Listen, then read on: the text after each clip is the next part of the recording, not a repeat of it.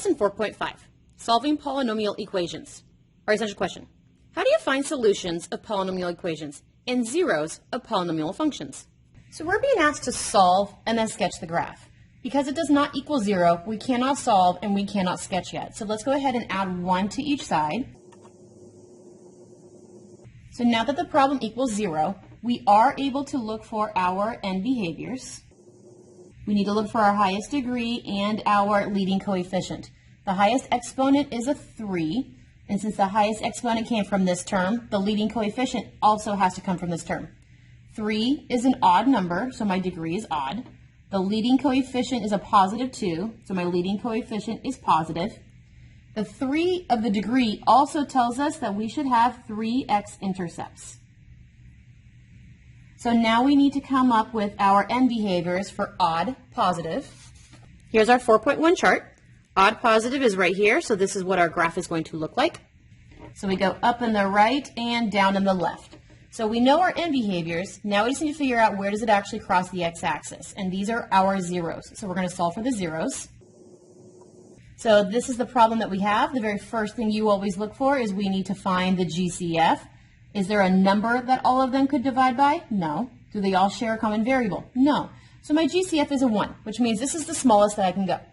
So next I need to do is factor. Because I see that there are 4 terms, the only way to factor 4 terms is to straight up put it into an area model. So here is my area model. The highest exponent always comes here. The lowest exponent always comes in the bottom right. The remaining 2 terms that are not used go in the remaining 2 boxes that are not used. We look across to the top, and we look for a GCF. 2x to the third and a negative 2x have a 2x in common as their GCF. After you find your GCF, it's a multiplication game. So 2x times an x squared would give me 2x to the third. 2x times a negative 1 would give me the negative 2x. Negative 1 times a negative 1 gives me the positive 1. Negative 1 times x squared gives me a negative x squared. So I just factored it. My first side was a 2x minus 1. My second side is an x squared minus 1. All of this equals 0. Am I done factoring? He is a 2-termer. He is a difference. I can take the square root of 1, but I cannot take the square root of this front. So he is done. This is a 2-termer. He is a difference. I can square root both sides, which means I need to do the difference of squares for this problem. So I'm going to take the square root of the front. Square root of x squared is x. The square root of the back, square root of 1 is 1.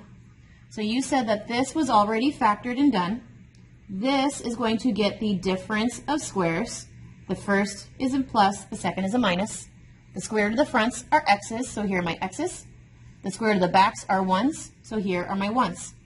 They're 2-termers, not a difference. He's done. They are a 2-termer. He is a difference. I can square root 1, but I cannot square root x, so he's done. So all of my factors are done being factored. They're in fully factored form. So I have 3 factors. Factor 1, factor 2, and factor 3. All 3 of these are reasons why we could equal 0. So our job is to make all 3 of them equal to 0 and solve for x.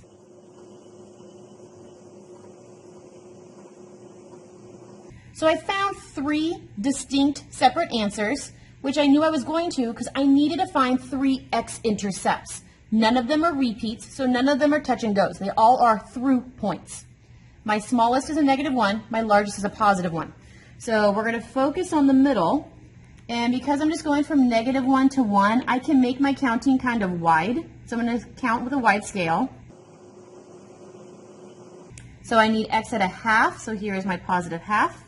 I need x at negative 1. There's my negative 1. I need x at 1. Here is my 1. So I have my 3 x-intercepts that I knew I was supposed to have. My end behaviors, I'm supposed to go up after the right one. I'm supposed to go down after the left one. The rest of it is these have to be through points. So we're going to sketch. So I had to go through, through, and through.